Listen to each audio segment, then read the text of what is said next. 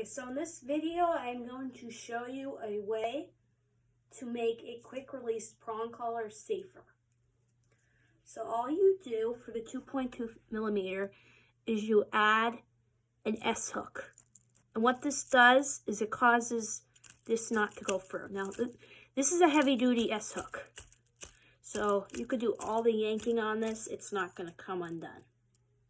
But however, this is a 2.25 millimeter herm sprenger prong collar. So this may not work for every quick release prong collar. But what you can do is, if this didn't work, is you can put an O-ring in here. So this will not come out. That way, you have a prong collar that you can use the quick release on. All right, sit. Come on, sit. You can use the quick release on this prong collar.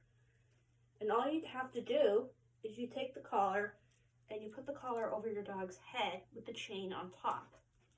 Take your quick release and attach it to the S hook.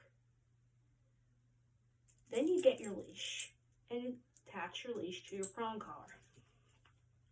So now, come on, you have a very safe prong collar. And if this quick release ever failed, I still have my dog on a leash because this S hook prevents it from failing. Good boy.